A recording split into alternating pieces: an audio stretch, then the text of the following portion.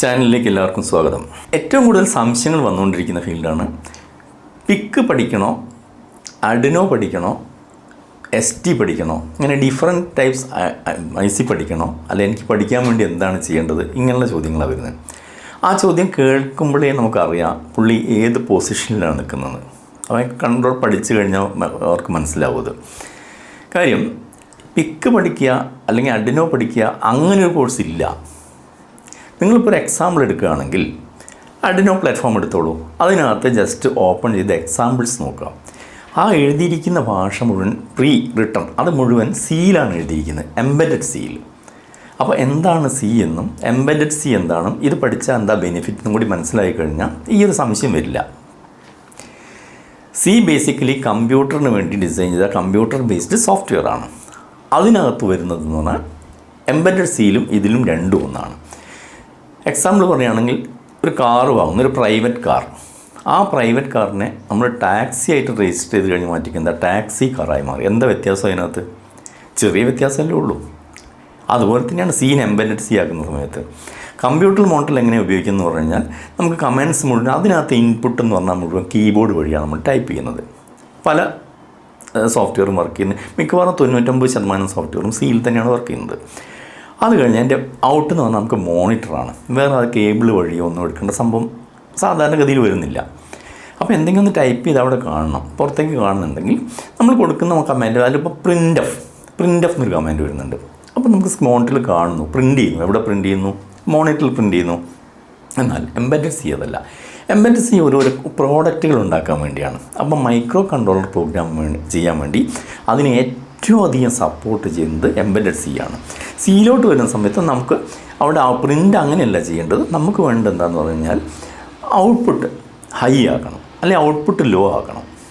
ഒരു company digital right എന്ന് പറയും, മറ്റൊരു കമ്പനി ഔട്ട്പുട്ട് ഹൈ എന്ന് പറയും.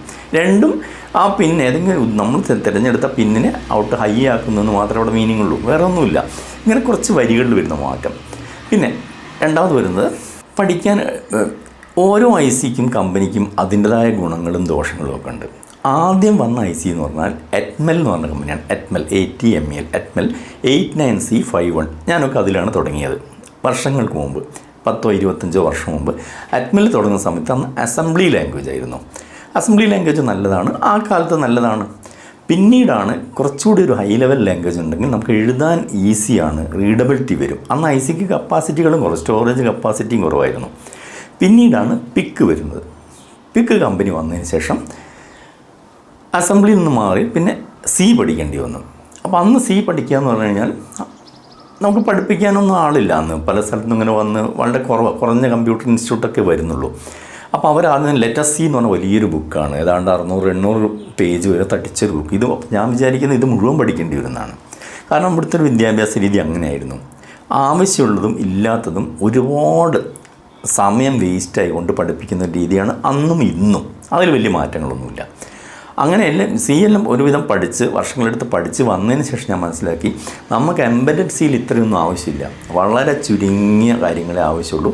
അത് പഠിച്ചാൽ തന്നെ വളരെ സുന്ദരമായിട്ട് എഴുതാൻ കഴിയുന്നുള്ളത്. 2, സി പഠിച്ചു കഴിഞ്ഞാൽ നിങ്ങൾക്ക് അഡിനോയിൽ എഴുതാം, പിക്കിൽ എഴുതാം, STയിൽ എഴുതാം. ഇന്ന് കാണുന്ന മൈക്രോ കൺട്രോളർ ഏതിൽ വേണം നിങ്ങൾക്ക് ലാംഗ്വേജ്. നിങ്ങൾ പഠിക്കുന്ന ആക്ച്വലി അവിടെ ലാംഗ്വേജാണ്. ആ ലാംഗ്വേജ് നന്നായി പഠിച്ചെങ്കിൽ മാത്രമേ നിങ്ങൾക്ക് കോഡിങ് എഴുതാൻ പറ്റൂ. പിന്നെ അവിടെ ഏത് IC വേണമെന്നൊക്കെ നിങ്ങളെ ചോയ്സാണ്, അല്ലെങ്കിൽ ഏത് കമ്പനി വേണമെന്നുള്ളത് നമുക്ക് തിരഞ്ഞെടുക്കാവുന്നേ ഉള്ളൂ. നിങ്ങൾ ഈ എഴുതാൻ പഠിക്കുക എന്നുള്ളതാണ് ഇതിൻ്റെ ബേസിക്കലി. ഇനി എഴുതാൻ പഠിച്ചാൽ എന്താ ഗുണമെന്ന് പറഞ്ഞാൽ വേറെയും ഗുണങ്ങളുണ്ട്. ഇത് മാത്രം ഈ അഡിനോ മൈക്രോ കൺട്രോളർ പ്രോഗ്രാമിംഗ് മാത്രമല്ല പഠിച്ചു കഴിഞ്ഞാൽ കിട്ടുന്ന ഗുണം ഒരുപാട്. ഇനി വരുന്ന കാലത്ത് നിങ്ങൾക്ക് എന്താണ് മനസ്സിലാക്കണമെങ്കിൽ കോഡിങ് അത്യാവശ്യമെങ്കിലും അറിഞ്ഞിരിക്കണം. മറ്റ് പ്രോഡക്റ്റുകൾ ഇപ്പോൾ ഇൻവെർട്ടർ AC വരുന്നു, പലതരം പ്രോഡക്റ്റുകൾ എല്ലാം ഈ എംബെഡഡ്. എന്തിന് ഒരു MP3 ബോർഡ് പോലും അതിനകത്ത് കോഡിങ് ഉപയോഗിച്ചിട്ടാണ് എഴുതിയിരിക്കുന്നത്. ഇതൊക്കെ മനസ്സിലാക്കണമെങ്കിൽ ഉൾക്കൊള്ളണമെങ്കിൽ നിങ്ങൾക്ക് അതിൽ നിന്നുകൊണ്ട് തന്നെ പൈത്തണൊക്കെ വെബ് ബേസ്ഡ് ആണ് മെയിനായിട്ട് യൂസ് ചെയ്യുന്നത്. ഇതിനു വേണ്ടി മൈക്രോ കൺട്രോൾ പ്രോഗ്രാമിങ്ങിന് വേണ്ടി വേൾഡ് വൈഡ് മിക്കവാറും CCS കമ്പൈലർ ആവട്ടെ, MPLAB ആവട്ടെ, എല്ലാവരും മാക്സിമം സപ്പോർട്ട് ചെയ്യുന്ന C ആണ്. നിങ്ങൾക്ക് നെറ്റിൽ നോക്കി അറിയാൻ പറ്റും, അല്ലെങ്കിൽ ChatGPT ഒന്ന് ടൈപ്പ് ചെയ്ത് നോക്കൂ. ഏറ്റവും കൂടുതൽ മൈക്രോ കൺട്രോളർ പ്രോഗ്രാമിങ്ങിന് വേണ്ടി ഏത് ലാംഗ്വേജാണ് യൂസ്ഫുൾ, അല്ലെങ്കിൽ ഏതാണ് പഠിക്കേണ്ടത്. ChatGPT കറക്റ്റായിരിക്കുമല്ലോ പറയുന്നത് മിക്കവാറും. ഇനി ChatGPT എന്നൊക്കെ പറഞ്ഞാൽ അത് ടൂളാണ്. നിങ്ങൾ പഠിച്ചു കഴിഞ്ഞാൽ മാത്രമേ എങ്ങനെ പ്രോംപ്റ്റ് ചെയ്യണം എന്ന് പോലും പഠിക്കണമെങ്കിൽ അത്യാവശ്യം കോഡിങ് അറിഞ്ഞിരിക്കണം. പിന്നെ എക്സ്പെർട്ട് ആവുന്നതും അതിലൊരുപാട് വളരുന്നതൊക്കെ ആ ഓരോ വ്യക്തിക്ക് അതിൻ്റെ കഴിവിനനുസരിച്ചായിരിക്കും. അങ്ങനെയാണ് ആ ഒരു കാര്യം വരുന്നത്. പഠിക്കുക എന്നുള്ള ഓപ്ഷന് ഇപ്പം ഞാൻ പറഞ്ഞതുപോലെ പിക്കാണ് നിങ്ങൾ വാങ്ങുന്നതെങ്കിൽ, പഠിക്കാൻ വാങ്ങുന്നതെങ്കിൽ പിക്ക് വന്നു, പിക്ക് അതിൻ്റെ ഒരു ഇത് ക്ലോസ് കൺക്ലൂഡ് ചെയ്തിട്ട് പോവാം. പിക്ക് വന്നതിന് ശേഷം പിന്നീട് പിക്കിന് കൂടുതൽ ഒരു ലെവലിലേക്ക് എത്തുന്നതിന് മുമ്പ് തന്നെ ഈ എക്മൽ ഒന്നും കൂടെ ഡെവലപ്പ് ചെയ്തു, പിക്കിനേക്കാൾ പഠിക്കാൻ സൗകര്യമുള്ള ബോർഡ് രൂപത്തിലിറക്കി. അങ്ങനെയാണ് അർഡിനോ ഒക്കെ വരുന്നത്. പിന്നീട് പിക്ക് ഈ അർഡിനോ കമ്പനിയെ എക്മൽ വിലക്കി വാങ്ങി. ഇപ്പോൾ അത് രണ്ടും ഒരു കമ്പനിയാണ്, രണ്ടും ഇൻഡിപെൻഡൻ്റ് അല്ല. ഇനി ഗുണം പറഞ്ഞുതരാം.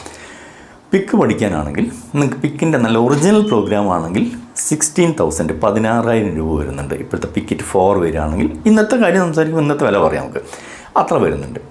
അതുമാത്രം പോരാ, പ്രോഗ്രാമിനകത്ത് ഇൻസർക്യൂട്ട് പ്രോഗ്രാമിംഗ് ആണെങ്കിൽ പോലും നിങ്ങൾ ഓരോ തവണ സോക്കറ്റ്, സിഫ് സോക്കറ്റ് എന്ന് പറയുന്നത് ഇങ്ങനെ ജസ്റ്റ് ഒരു IC വെച്ചതിന് ശേഷം ഒരു ലിവർ പ്രസ് ചെയ്തിട്ട് ലോക്ക് ചെയ്യുക.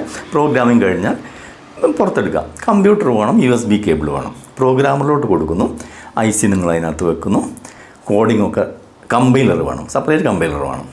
ആ നല്ല CCS കമ്പൈലറൊക്കെ കുറച്ച് കോസ്റ്റ്ലിയാണ്, വിലയ്ക്ക് വാങ്ങണം. ഫ്രീ കമ്പൈലേഴ്സിനൊക്കെ അതിൻ്റെതായ ഗുണങ്ങളും ദോഷങ്ങളും ഒക്കെ ഉണ്ട്. പിന്നെ MP11 കമ്പൈലർ വരുന്നുണ്ട്, ഫ്രീ ഓഫ് കോസ്റ്റ് വരുന്നുണ്ട്. അത് ആ സമയത്ത് ചെയ്യുന്ന സമയത്ത് നിങ്ങൾക്ക് മനസ്സിലാവും അതിൻ്റെ വ്യത്യാസം. അപ്പം പറഞ്ഞു വന്നത്, കമ്പ്യൂട്ടറിൽ കോഡ് എഴുതുന്നു, അതിനുശേഷം നിങ്ങൾ പ്രോഗ്രാം ചെയ്യുന്നു. ഇത് ടെസ്റ്റ് ചെയ്യണമെങ്കിൽ അതിനകത്ത് ഒരു സംഭവം, ഒരു LED പോലും ഇല്ല അതിനകത്ത്. അപ്പോൾ ഒരു ഹാർഡ്വെയർ സെപ്പറേറ്റ് വീറും സിഫ് സോക്കറ്റോട് ഒന്നും കൂടെ വാങ്ങേണ്ടി വരും. ഇതൊന്ന് അഴിച്ചെടുത്തതിന് ശേഷം അതിലോട്ട് വെക്കണം. അത് കഴിഞ്ഞ് പിന്നെ അവിടുത്തെ പ്രോസസ്സിങ് എല്ലാം കഴിഞ്ഞ് ശരിയാണോ തെറ്റാണോ നോക്കിയ ശേഷം വീണ്ടും നമുക്ക് 100 തവണ അല്ലെ 1000കണക്കിന് തവണ പഠിക്കുമ്പോൾ മാറ്റി എഴുതേണ്ടി വരും. അങ്ങനെ അവിടുന്ന് വീണ്ടും IC ടെസ്റ്റിംഗ് സക്സസ് ആണെങ്കിലും അല്ലെങ്കിൽ അവിടുത്തെ വീണ്ടും നമ്മൾ പ്രോഗ്രാം എഡിറ്റ് ചെയ്യുന്നു, പ്രോഗ്രാമിലോട്ട് വെക്കുന്നു. ഇങ്ങനെ 3 പ്രോസസ്സിങ് ചെയ്തുകൊണ്ടേയിരിക്കണം. അതൊക്കെ എന്ന് പറഞ്ഞാൽ നിങ്ങൾക്ക് ഈസിയാന്ന് തോന്നും. പക്ഷേ ഞാനൊക്കെ പഠിക്കുന്ന സമയത്ത് ഈ ICൻ്റെ റൈറ്റിംഗ് സൈക്കിൾസ് വരെ തീർന്നു പോയിട്ടുണ്ട്. 1 lakh ആണെങ്കിൽ പല കോഡിങ് എഴുതി IC പിന്നെ ഉപയോഗിക്കാൻ പറ്റാത്ത അവസ്ഥ. അപ്പോൾ എത്ര തവണ ഇത് അങ്ങോട്ടും ഇങ്ങോട്ടും ഇങ്ങനെ പ്രോസസ്സ്, കഴുത്ത് വരെ വേദനയാവാൻ തുടങ്ങും, തിരിഞ്ഞ് നടന്നിട്ട് ചെയ്യാൻ കഴിയില്ല. അങ്ങനെ പ്രോബ്ലംസ് ഉണ്ട് ഇതിനകത്ത്. ഒന്നത് അപ്പോൾ പിക്കിൻ്റെ കാര്യം അത്. ഇനി റീഡബിലിറ്റി, നിങ്ങൾക്ക് കണ്ണുകൊണ്ട് കാണാൻ പറ്റുമോ ഇതിനകത്തുള്ള എന്തെങ്കിലും ഒരു ഇൻറ്റേർണൽ EEPROM എന്തെങ്കിലും രജിസ്റ്റർ ചെയ്തോ അല്ലെങ്കിൽ ഒരു ഇൻറ്റിജറിൻ്റെ വാല്യൂ കൊടുത്തു, അതൊന്നും നമുക്ക് കാണണം. ആ സംഖ്യ 50 എന്നാണ് കൊടുത്തെങ്കിൽ 50 അവിടെ ഉണ്ടോ അറിയില്ല. അപ്പോൾ നമുക്ക് മോണിറ്റർ ഫെസിലിറ്റി വേണം, കണ്ടുകൊണ്ട് പഠിക്കാനുള്ള സൗകര്യം വേണം.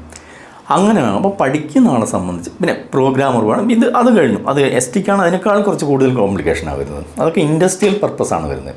അപ്പോൾ പഠിക്കുക എന്നുള്ളത് പഠിച്ചു കഴിഞ്ഞാൽ നിങ്ങൾക്ക് ഏറ്റവും ഈസിയസ്റ്റ് വേ എന്ന് പറഞ്ഞാൽ അർഡിനോ ആണ്. അതുകൊണ്ടാണ് അർഡിനോ പ്രിഫർ ചെയ്യാൻ കാരണം. ആദ്യം പഠിക്കുക, പഠിച്ചു കഴിഞ്ഞാൽ പിന്നെ നിങ്ങൾക്ക് ഏതിലും ചെയ്യാമല്ലോ, നിങ്ങൾ ആവശ്യത്തിനനുസരിച്ച് മാറാം.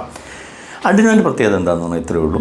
ചിലർ പറയും അത് ഇൻഡസ്ട്രിയൽ പർപ്പസിന് യൂസ് ചെയ്യാൻ പറ്റില്ല, അതാണ്. അങ്ങനെയൊന്നുമില്ല.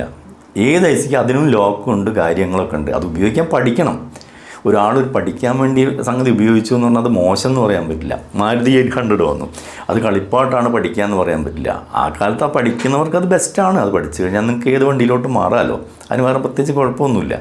എന്ന് പറഞ്ഞ പോലെ അർഡിനോൻ്റെ ഗുണങ്ങൾ എന്താ നമ്മൾ നോക്കുകയാണെങ്കിൽ, അതിനകത്ത് പ്രോഗ്രാമർ സെപ്പറേറ്റ് വാങ്ങണ്ട, പ്രോഗ്രാമിംഗ് ബോർഡോട് കൂടിയാണ് നിങ്ങൾക്ക് IC കിട്ടുന്നത്. അപ്പോൾ അതിനകത്ത് തന്നെ IC അഴിച്ചെടുത്തിട്ട് സെപ്പറേറ്റ് ബോർഡിൽ ഉപയോഗിക്കാൻ കഴിയും. ഒന്നത്. 2, സീരിയൽ മോണിറ്ററിലേക്ക് കണക്ട് ചെയ്തുകൊണ്ട് ഒരുപാട് കാര്യങ്ങൾ 90% നിങ്ങൾക്ക് കണ്ടുകൊണ്ട് പഠിക്കാം, കൺഫർമേഷൻ കിട്ടിക്കൊണ്ട് പഠിക്കാം. ഞാൻ എഴുതിയ കാര്യം അവിടെ ശരിയാണോ, അത് വർക്ക് ചെയ്യുന്നുണ്ടോ, ഡിസ്പ്ലേ കൊടുക്കുക, അത് മുഴുവൻ നിങ്ങൾക്ക് നേരിട്ട് കാണാൻ കഴിയും. എക്സാമ്പിൾ കോഡ്സ് ഒന്നും നിങ്ങൾ അധികം ശ്രദ്ധിക്കണമെന്നില്ല. കാര്യം അതിനകത്തുള്ള എക്സാമ്പിൾ കോഡ് എന്നൊക്കെ പറഞ്ഞിട്ടുണ്ടെങ്കിൽ വളരെ ചുരുങ്ങിയതേ ഉള്ളൂ. അതൊന്നും ഒരു പ്രാക്ടിക്കൽ ലൈഫിന് പറ്റില്ല. ചിലർക്ക് പറ്റുന്നൊരു അബദ്ധം, ഞാൻ അർഡിനോ അറിയാം, പിക്ക് അറിയാം, അതറിയാം എന്നൊക്കെ പറയും. അപ്പോൾ എന്താണെന്ന് പറഞ്ഞാൽ അവരുദ്ദേശിക്കുന്നതാണ് അർഡിനോ ബോർഡ് കടയിൽ നിന്ന് വാങ്ങുന്നു, ഒരു 500 രൂപ, മാക്സിമം 500 രൂപ വരും. ഒരു കേബിൾ, USB കേബിൾ, ഇത്ര. പിന്നെ സോഫ്റ്റ്വെയർ ഫ്രീ ആണ്, ഡൗൺലോഡ് ചെയ്ത് ഇൻസ്റ്റാൾ ചെയ്യുന്നു, IDE ഇൻസ്റ്റാൾ ചെയ്യുന്നു. ഒന്നും അറിയാത്ത, ഇലക്ട്രോണിക്സ് ഒന്നും പഠിക്കേണ്ട, ഒന്നും അറിയാത്ത ആൾക്ക് വെറും 5 മിനിറ്റ് കൊണ്ട് ഞാൻ ഈ പറയുന്ന കാര്യങ്ങളൊക്കെ ചെയ്യാം. അതുകൊണ്ട് അയാൾ പ്രോഗ്രാമർ ആവുമോ എന്ന് നിങ്ങൾ ചിന്തിച്ചോളൂ. ബോർഡിലോട്ട് USB കണക്ഷൻ പ്രസ് ചെയ്യുന്നു, വേറെ പവർ സപ്ലൈ വേണ്ട, ടേബിളിൽ വെക്കുന്നു. എൻ്റെ അടുത്ത് കമ്പ്യൂട്ടറിലേക്ക് USB കൊടുക്കുന്നു, IDE ഓപ്പൺ ചെയ്യുന്നു. IDE ഓപ്പൺ ചെയ്ത് കഴിഞ്ഞാൽ എന്താണ്, ആദ്യം തന്നെ ടൂൾ മെനു ക്ലിക്ക് ചെയ്യുന്നു. ടൂൾ മെനു ഒരു മെനു ഉണ്ട്. അപ്പോൾ താഴെ ബോർഡ് വരും, പോർട്ട് വരും. പോർട്ട് സെലക്ട് ചെയ്യാം. കോമൺ 1 ആണോ കോമൺ പോർട്ട് സെലക്ട് ചെയ്യുന്നു. ലെഫ്റ്റ് വരുന്നു, ഫയലിലേക്ക് വരുന്നു, അവിടുന്ന് എക്സാമ്പിൾസ് എടുക്കുന്നു, ബേസിക്സ് എടുക്കുന്നു, ബ്ലിങ്ക് ഒരു LED ബ്ലിങ്കാണ്, ബ്ലിങ്ക് എടുക്കുന്നു, സെലക്ട് ചെയ്യുന്നു, കമ്പൈലും വേണ്ട ഒന്നും വേണ്ട, അപ്ലോഡ് ഒരു ബട്ടൺ അടിക്കുന്നു, ബോർഡിലോട്ട് പ്രോഗ്രാം കയറുന്നു, LED ബ്ലിങ്ക് ചെയ്യാൻ തുടങ്ങുന്നു. പിന്നെ അടുത്ത സ്റ്റേജ് എന്താണ്? ബ്രാക്കറ്റിൽ ഡിലേ എന്ന് എഴുതി അതിനകത്ത് 1000 എന്നാണെങ്കിൽ നിങ്ങൾ 500 ആക്കുന്നു. അപ്പോൾ 1/2 സെക്കൻഡായി ചുരുങ്ങുന്നു. അപ്പോൾ പ്രോഗ്രാമറായി, ഫുൾ പക്കാ പ്രോഗ്രാമറായില്ല. ഇനി എന്താ പഠിക്കാനുള്ളത്? ഇതാണ് പലരും ധരിച്ചു വെച്ചിരിക്കുന്നത്. അത് പ്രോഗ്രാമിംഗ് അല്ല, ആരോ എഴുതി വെച്ചൊരു സാധനം കമ്പ്യൂട്ടറിലേക്ക് കണക്ഷൻ കൊടുക്കാനുള്ള അറിവ് മാത്രമേ, ജസ്റ്റ് മൗസ് ക്ലിക്ക് ചെയ്യാൻ മാത്രമേ നിങ്ങളവിടെ പഠിക്കുന്നുള്ളൂ. ഇതിനെക്കുറിച്ച് ഒന്നും പഠിക്കുന്നില്ല. ആ എഴുതിയിരിക്കുന്ന ലാംഗ്വേജ് എന്താണെന്നറിയില്ല. അത് വായിച്ച് നോക്കാം. ഒരു ബിഗിനറെ കുറിച്ചാണ് ഞാൻ പറയുന്നത്. അപ്പം എന്ത് വേണം? ഇത് പഠിക്കണം, പ്രോഗ്രാമിംഗ് പഠിക്കണം. പഠിക്കണമെങ്കിൽ 2-3 ബേസിക് കാര്യങ്ങൾ ഞാൻ പറയാം. സ്വയം നിങ്ങളൊരു ആത്മപരിശോധന. അറിയാം എന്ന് പറയുന്നവർ, ചിലരൊക്കെ പറയാം എനിക്ക് പിക്ക് അറിയാം, അത്യാവശ്യമൊക്കെ അറിയാം, സി അറിയാം, അങ്ങനെയൊക്കെ. ശരി, അറിഞ്ഞോട്ടെ, നല്ലത് തന്നെ. നിങ്ങൾ സ്വയം ചോദിക്കേണ്ട ചോദ്യം 1, നിങ്ങൾ എഴുതുന്ന കോഡിങ്ങിൽ എംബെഡഡ് സി കോഡിങ്ങിൽ, അപ്പോൾ അതാണ് ഞാൻ പറയുന്നുണ്ട് പറയും, സി കോഡിങ്ങിൽ ഡിലേ ബ്രാക്കറ്റിൽ MS 1000 അങ്ങനെ എഴുതാതെ നിങ്ങൾക്ക് എഴുതാൻ സാധിക്കുമോ? ഒരു സ്ഥലത്ത് നിങ്ങൾ ഡിലേ എന്ന വാക്ക് ഉപയോഗിക്കരുത്. ഫംഗ്ഷനിൽ ഉപയോഗിക്കരുത്, വൈൽ ലൂപ്പിനകത്ത് ഉപയോഗിക്കരുത്. എവിടെ ഉപയോഗിക്കാണ്ട് 1 സെക്കൻഡോ 2 സെക്കൻഡോ മില്ലി നിങ്ങൾ ഉദ്ദേശിക്കുന്ന ടൈം മുഴുവൻ അക്യുറേറ്റ് ക്രിയേറ്റ് ചെയ്യാൻ നിങ്ങൾക്ക് സാധ്യമാണോ? ചോദ്യം നമ്പർ 1. 2, ടൈമർ ഉപയോഗിക്കാൻ അറിയാമോ? ടൈമർ എന്ന് പറഞ്ഞ സംഭവമൊക്കെ ഉണ്ട് ഇതിനകത്ത്. Timer 0, timer 1, timer 2. ഈ ടൈമർ ഏതെങ്കിലും നിങ്ങൾക്ക് ഉപയോഗിക്കാൻ അറിയാമോ? ചോദ്യം നമ്പർ 2. ഇനി ഒരുപാട് ചോദ്യങ്ങളുണ്ട്, എന്നാലും 2-3 ചോദ്യം മതി ജസ്റ്റ് പഠിക്കാൻ. ആത്മപരിശോധന നടത്താൻ വേണ്ടിയാണല്ലോ ഞാൻ പറഞ്ഞിരുന്നത്. 3ാമത്, ഫങ്ഷൻസ് എഴുതാൻ അറിയാമോ? ഫങ്ഷൻ കോൾ ചെയ്തുകൊണ്ട് സോഫ്റ്റ്വെയർ എഴുതാൻ അറിയാമോ? ഈ 3 ചോദ്യത്തിനും അതെ, ഐ ആം എലിജിബിൾ, എനിക്കറിയാം എന്നാണെങ്കിൽ you are A good programmer. നിങ്ങൾക്ക് നന്നായിട്ട് അത്യാവശ്യം എഴുതാൻ അറിയാവുന്ന ആളാണ്. 100% അംഗീകരിക്കാം. അല്ല, ഇതിൽ ഒരു ചോദ്യത്തിനും ഉത്തരം നിങ്ങൾക്ക് കിട്ടുന്നില്ലെങ്കിൽ നിങ്ങൾക്ക് പ്രോഗ്രാം എഴുതാൻ അറിയില്ല. അതാണ് യാഥാർത്ഥ്യം. അപ്പോൾ അത് മനസ്സിലാക്കുക. അപ്പോഴാണ് പഠിക്കേണ്ടത്. അപ്പോൾ പഠിക്കേണ്ട ആവശ്യം മനസ്സിലായല്ലോ. IC ഏതാണ്, എനിക്ക് അത് പഠിക്കണം ഇത് പഠിക്കണം എന്നല്ല പറയേണ്ടത്, എനിക്ക് കോഡിങ് പഠിക്കണം. കോഡിങ് പഠിച്ചു കഴിഞ്ഞാൽ നിങ്ങൾക്ക് എല്ലാം എഴുതാം, ഈ പറഞ്ഞ കാര്യങ്ങളൊക്കെ എഴുതാം. മൊബൈൽ ഫോണിലൊരു ആപ്ലിക്കേഷൻ APK ഫയൽ ക്രിയേറ്റ് ചെയ്യണോ, അതും നിങ്ങൾക്ക് എഴുതാം. ആ അറിവ് വെച്ചുകൊണ്ട് നിങ്ങൾക്ക് ടൂളുകൾ ഉപയോഗിച്ച് ഫാസ്റ്റായിട്ട് എഴുതിക്കാം, പിന്നീട് അതിൽ എഡിറ്റ് ചെയ്യാം. ഈ കഴിവൊക്കെ നിങ്ങൾക്ക് എഴുതാൻ അറിയാവുന്ന ഒരാൾക്ക്, പഠിച്ച ആൾക്കല്ലേ സാധിക്കൂ, അല്ലാത്ത ആൾക്ക് പറ്റില്ല. അല്ലെങ്കിൽ റെഡിമെയ്ഡ് വാങ്ങിയാൽ പോരെ. അല്ലെങ്കിൽ GPT ചെന്നിരുന്നിട്ട് ഇതാ എനിക്കൊരു വാട്ടർ ലെവൽ കൺട്രോൾ കോഡ് വേണം, അത് ഏത് ICയിലാണ്, ഏത് പിന്നിലാണ്, എന്താണ് ഇതിൻ്റെ പർപ്പസ്, ഇത് മാർക്കറ്റിങ്ങിനാണോ, അതിൽ ഞാൻ എവിടെയൊക്കെ എഡിറ്റ് ചെയ്യാൻ നിങ്ങളതിന് വേണ്ട. ഇത് മുഴുവൻ നമുക്ക് ചെയ്ത് തരാൻ കഴിയില്ലല്ലോ. പോകുന്നത്. ഇനി സെക്കൻഡ് തിങ്, എങ്ങനെ പഠിക്കണം എന്നുള്ളത്. എങ്ങനെ പഠിക്കണം എന്ന് പറഞ്ഞാൽ, ഞാനിപ്പോൾ നടത്തുന്ന ഓൺലൈൻ കോഴ്സിനകത്ത് എന്താ പ്രത്യേകത എന്ന് പറഞ്ഞാൽ, ഇങ്ങനൊരു കോഴ്സ് വേറെ ആരും ഒരു ഇൻസ്റ്റിറ്റ്യൂട്ടിൽ നടത്തുന്നില്ല എന്നുള്ളതാണ് സത്യം. കാര്യം 30 ഡേയ്സ് കൊണ്ടാണ് പഠിപ്പിക്കുന്നത്. എംബെഡഡ് എന്തൊക്കെ പഠിപ്പിക്കുന്നു? സിലബസ് പ്രകാരം പറയുകയാണെങ്കിൽ നമ്മൾ പഠിച്ച പോലെ വലിയ ബുക്കുകൾ വാങ്ങി 6 മാസം, 1 വർഷം, 2 വർഷം ഫീസ് കൂടാതെ നിങ്ങൾക്ക് എത്ര രൂപ ചിലവാകും? യാത്രാ ചിലവ് വരാം, ഭക്ഷണ ചിലവ് വരാം, ഒരുപാട് ചിലവ് വരും. ഇത് നിങ്ങൾ വീട്ടിലിരുന്നുകൊണ്ടാണ് പഠിക്കുന്നത്. അപ്പോൾ ഞാനത് 3 തരം ട്രയൽ നോക്കി. അതിലും ഏറ്റവും മികച്ചതാണ് തിരഞ്ഞെടുത്തത്. ഒന്നാമത് നോക്കിയത് ഓൺലൈൻ ക്ലാസ്, ലൈവായിട്ട് സൂം മീറ്റ് കൊടുത്ത് നോക്കും. അതുപോലെ നമുക്ക് വാട്സാപ്പ് കോളിൽ കൊടുത്ത് നോക്കുന്നു. അതെല്ലാം എന്താ പ്രശ്നം എന്ന് പറഞ്ഞാൽ, നമ്മൾ പഠിപ്പിക്കുന്ന സമയത്ത് കുറച്ചൊക്കെ ഏബിളായിരിക്കും, പിന്നീട് മറന്നു പോകും. ചിലപ്പോൾ വൈകിട്ട് നമുക്ക് റെഫർ ചെയ്യാൻ പറ്റുന്നില്ല, അങ്ങനെ ഒരു പ്രശ്നം വരുന്നുണ്ട്. പിന്നെ അതിന് പകരം ഞാൻ ഫൈനലായിട്ട് തിരഞ്ഞെടുത്തതെന്നാൽ pre recorded videos, perfect class, അത് പ്രൈവറ്റ് വീഡിയോ ഇമെയിൽ വഴി അയച്ചു കൊടുക്കുന്നു. ബാക്കിയുള്ള കാര്യങ്ങളൊക്കെ വാട്സാപ്പ് വഴി അയച്ചു കൊടുക്കുന്നു. ആഴ്ചയിൽ 1 ദിവസം നമുക്ക് സംശയങ്ങളൊക്കെ നേരിട്ട് സംസാരിക്കാനുള്ള അവസരം. അവർക്ക് സംശയം ഉണ്ടെങ്കിൽ നമുക്ക് അയക്കാം, നെക്സ്റ്റ് ഡേ അന്ന് തന്നെ സംസാരിക്കാം. ആഴ്ചയിൽ 1 ദിവസം, അല്ലെങ്കിൽ നെക്സ്റ്റ് ഡേ മറുപടി കിട്ടും. ഇങ്ങനെ പോവാം. പിന്നെ ഓരോ നമ്മുടെ അടുത്ത് ജോയിൻ ചെയ്യുന്ന ആളും ഇൻഡിവിജ്വലാണ്. കാരണം എല്ലാവർക്കും ഒരേ ക്ലാസ് കൊടുക്കുന്നതാണ് പഴയ രീതി. ഇപ്പോൾ ഒരു ഇൻസ്റ്റിറ്റ്യൂട്ടിൽ ചെന്നാൽ എല്ലാം കോമൺ ക്ലാസ്സാണ്. അത് എത്ര പേര് പഠിച്ചു, അതിൽ എത്ര പേര് സക്സസ് ആയി, ഇതൊന്നും ആരും നോക്കുന്നില്ല. പഠിക്കേണ്ടവർക്ക് പരമാവധി ഒരു സർട്ടിഫിക്കറ്റ് കൊടുക്കും, ദാറ്റ്സ് ഓൾ, അവിടെ ഫിനിഷായി. ഇതങ്ങനെയല്ല. ഓരോ കുട്ടിയോടും ഞാൻ ചോദിക്കുന്നു എന്താണ് നിങ്ങളുടെ പ്രശ്നം, അവർക്ക് വേണ്ടി സ്പെഷ്യൽ വീഡിയോ, ചിലപ്പോൾ ഒരു 5 മിനിറ്റിൻ്റെ ആവാം, 10 മിനിറ്റിൻ്റെ ആവാം, അത് അവർക്ക് വേണ്ടി മാത്രം എക്സ്ക്ലൂസീവായിട്ട് ചെയ്ത് അയച്ചു കൊടുക്കും. എന്നിട്ട് അവരെ കൊണ്ട് അത് ചെയ്യിക്കും. അങ്ങനെ മാറി മാറി ചെയ്യിച്ച് അവരെ ഇതിൽ ഏബിൾ ആക്കി തീർക്കുക എന്നുള്ളതാണ് ഈ കോഴ്സിൻ്റെ വ്യത്യാസം. മറ്റുള്ള കോഴ്സുമായിട്ട് കമ്പയർ ചെയ്യുമ്പോൾ ഇതൊക്കെയാണ് മനസ്സിലാക്കേണ്ടത്. ഇത് ഇൻഡിവിജ്വലായിട്ട് സെപ്പറേറ്റ് തന്നെയാണ് ചെയ്തു തരുന്നത്. അതുകൊണ്ട് നിങ്ങൾക്ക് കൂടുതൽ പഠിക്കാൻ സാധിക്കും.